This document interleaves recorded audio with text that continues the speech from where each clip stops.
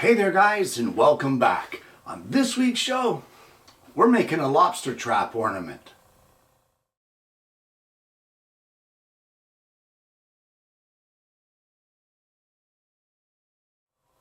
Well, what a strange show idea, and let me just give you a bit of background on it. I saw years ago on the east coast of Canada these little ornaments that look like miniature lobster traps, and there was something about them that really struck me. I was really smitten with them. Maybe it's because of my East Coast heritage, or maybe it's because of the fact that my father was involved with the lobster industry for many years throughout his career. So there's something about that ornament that just appealed to me. And I thought that on today's show, I would take some scrap wood and make myself one of these little mini ornaments. And hopefully, if it's something that interests you, you can make one for yourself. Well, the whole show starts off, as I said, with scrap, and it's going to be just a little bit of pine. What we need is some strips of pine that are 1/8 of an inch thick. And we're going to do that over here at the table saw. Now, I've shown you guys how to do this before, so for some of you guys, this may be a repeat performance, but for those of you that haven't seen it, I'll show you quickly a great way and a safe way to rip thin stock like this. Well, the first thing that you want to do is you want to place a mark on the left side of your board at the thickness you want. That will be 1/8 of an inch in this case. And from there, we will set up our blade and our ripping fence so that that mark is on the outside of the blade. We don't want our thin stock between the blade and the rip fence. Once we get that done, we're going to use our combination square, and using our miter slot, we will set our combination square so that it is at the edge of our board, and then we will lock it down. This is going to get us a reference point. From there, all we need to do is each time after making the pass, we can then reset our fence using our framing square in our miter slot in order to tell us how to set it or where to set it, and then just rip the next cut and then repeat. And when all that is done, you should end up with a bunch of 1/8 inch thick pieces of, in this case, pine. Well, these strips are a little wide for the proportions of our build. So what I will do is set the fence to 1/4 of an inch and then rip them into 1/4 inch strips. From there, using our miter fence, I will cut them to 3-inch lengths. And what you end up with is a bunch of these. So what you want to do for starters is take 3 of them and cut them down to 2 inches. These will be our cross supports on our base for our lobster trap. And then from there, you will need 6 of your 3-inch long slats. Now what we're going to do is we're going to take our 2 of our 2-inch pieces, and we will glue our slats on top of it just like this. And then we'll put one on this side here. Now you want to square it up as reasonably as possible. You gotta remember, this is a craft project. This isn't fine woodworking. And then the remaining 4 3-inch long pieces, we will just evenly space them all the way along here. Just eyeball it. You don't even have to measure. The more rustic this is, the more charming it is, in my opinion. I didn't even sand these pieces of pine. I wanted to leave them just a little bit rough. So there we go. So you want to have them sort of in this configuration, maybe a little bit more square, I don't know. But you will glue all of those down in place like that and let them dry. So for our 3rd 2-inch piece, we're going to flip this assembly over here. And you want to about 2/3 of the way over, somewhere around there, just like that. That's where we're going to glue it on. So we'll just apply a little bit of glue onto our slat here. And as I said, about 2/3 of the way along, we will glue it down. Just like that. Okay, and then we can just let that cure. While we're waiting for our base to dry, I have some 1/4 inch thick pine, and I have set my compass to a 2-inch radius. I have made a center mark here on our pine, and what we need to do is draw this arc just like this, and we will just draw it on our pine. And at our center mark here, we'll push that a little deeper to mark it, we will square that off so that that is the base of our arc. There you go, just like that. Okay, so for however many lobster traps you are making, you will need 3 of those. So the next thing you want to do is you want to mark from your line here of your 2-inch radius, mark in 1/8 of an inch, reset your compass to that mark, and redraw your radius.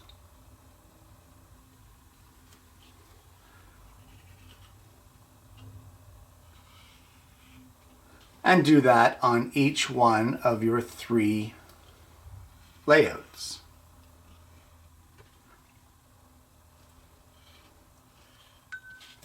All right, so I'm going to take this over to the scroll saw, and you want to cut each one of these arcs out. It's a fragile piece, so use a fine blade. Something like a number 2 would do you perfectly.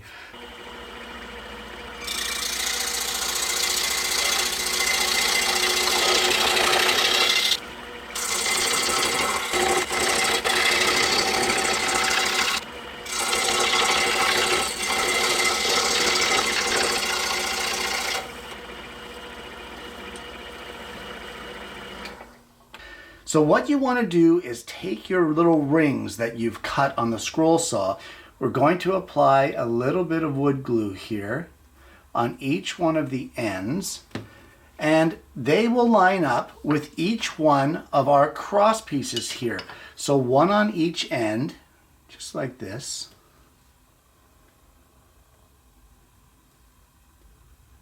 There you go, there's one on that end. And then we'll line up the one with our 2-inch piece that was at 2/3 of the way across.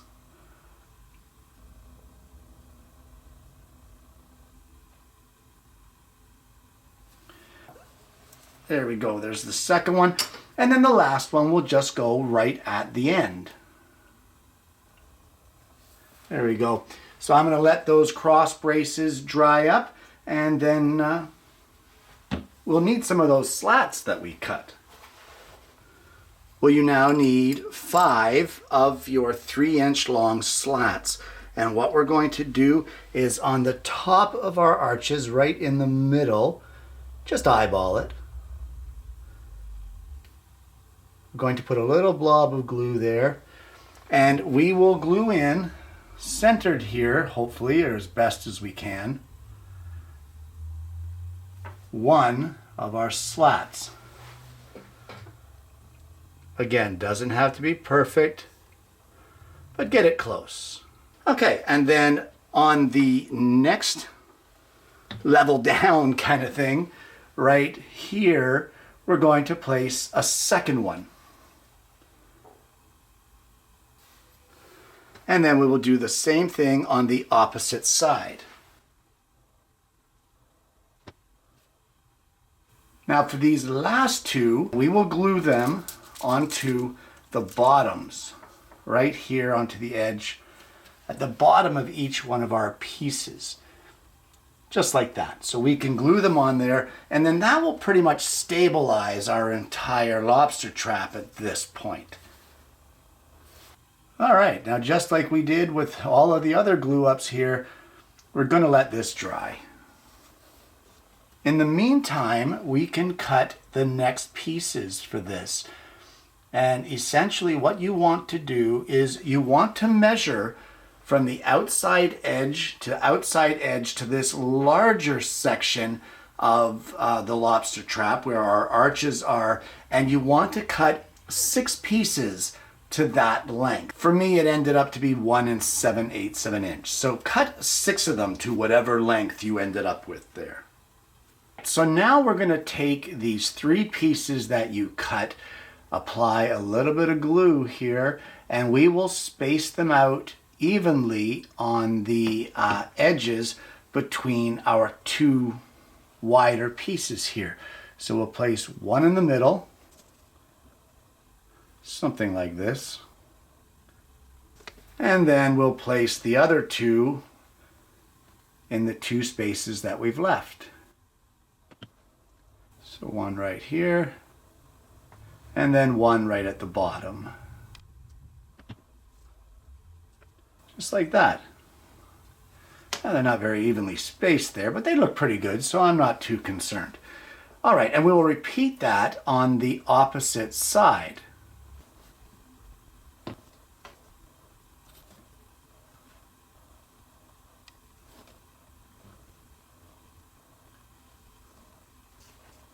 And just like I've said so many times throughout this build, we'll let that glue completely cure now. Well, now this is where my build gets a little silly, and you can do yours however you like, but if you want to give this a try, I would totally encourage it. I have gone on the internet and I have printed out a silhouette of a lobster and reduced it, and I have managed to cut a little lobster out of some 1/4-inch walnut over at the scroll saw. So what I'm going to do is I'm going to take my little lobster pal here, and just in this one end, right in through this doorway here, we're going to glue him in place, kind of like that. Just, you see him in there? That cute little guy. Now you can try carving him a little more than what I have to make him a little less boxy if you want. But I like mine just the way it is, and I'm going to glue it in place. What I might do is I might give him a little coat of Danish oil on the top surfaces just to darken him up a little bit. But other than that, there you go, he will get glued on the inside. So now that we've got that done, we can move on to the next step. And this is where it kind of gets a little finicky. Well, the next 2 things that we need is some of this and some extra strong thread.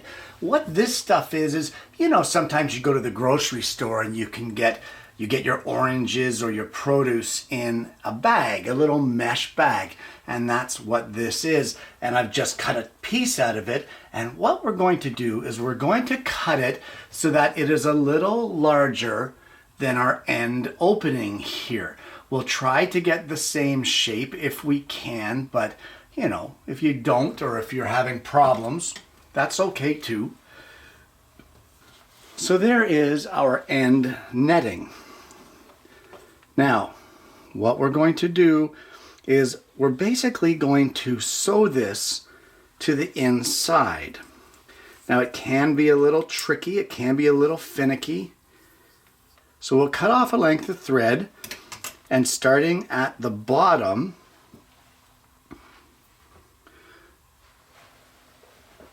we're going to put our thread down through our netting and feed it between our bottom slats of our lobster trap.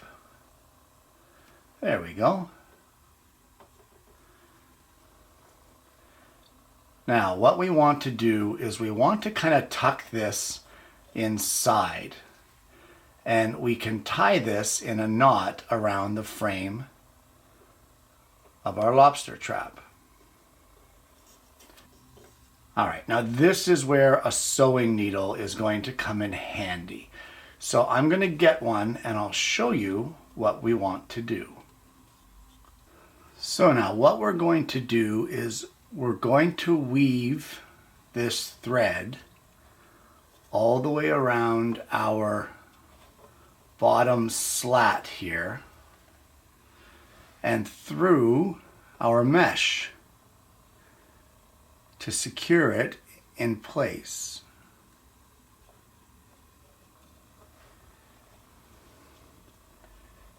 You want to try to tuck it in and make it as neat as you can. the more time you take here with this, the better off it's going to look. So just relax, take your time, and get her sewn in. All right, so there is the bottom pretty much done. We'll just straighten it out a little bit here. Okay, and you basically now want to carry on all the way around the trap to get this mesh completely sewn in. Now it can, as I said, be a little bit finicky. So just relax, take your time, put on a little bit of music, and get it sewn in place. And when you get that one end done, you should have something that looks like that. I just tied it off in a knot at the bottom. I'll probably put a drop of CA glue on that afterwards to stop it from ever slipping. But now we need to do this end here and these two doorways. So I'm just going to cut a strip of netting, and in the same process now, we will sew it into place. And we can trim as we go because I really don't know how much I'm going to need. And when you're done, you end up with something that looks like this. Isn't that cute? That's awesome. Put that little lobster in there. All right, but now you need a way to hang your creation. Now this for me is going to be a cute little Christmas ornament. So all we need to do is find the center point where it hangs the nicest, most level and that sort of thing. And all I did for that was use a piece of wire. I hooked it from underneath and tested the balance point of it until I was happy with the way that it balanced. And when I was happy with that, I put a little mark on the top. And now that we get that mark on the top, all we're going to do is drill a tiny little hole and put a little eye bolt in there.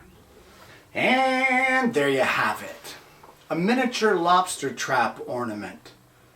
Guys, this project is not for everybody, but if you have East Coast heritage, or if you are from an area which is famous for their lobsters, say like Maine or Newfoundland, Canada, Nova Scotia, that sort of thing, this may be a project that you might enjoy. It is not one of the projects that you come out here with the intention of making it and spending your day working on it. It's one of those projects that you can work on in between waiting for glue ups or waiting for paint to dry or that sort of thing.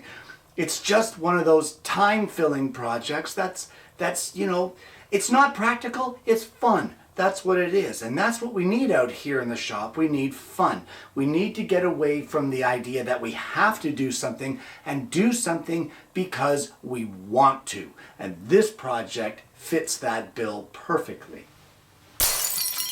Now guys, you can take this project and you can decorate it in whatever way you want. If you want to decorate it for Christmas, well, you can do that. If you want to paint it, you can paint it. If you want to put a little miniature wreath on it, you can do that. If you want to just leave it alone and maybe have it as a miniature, say, sea diorama, maybe make a miniature lighthouse, that sort of thing. Whatever you want to do, then do it. It's your project. Have fun with it.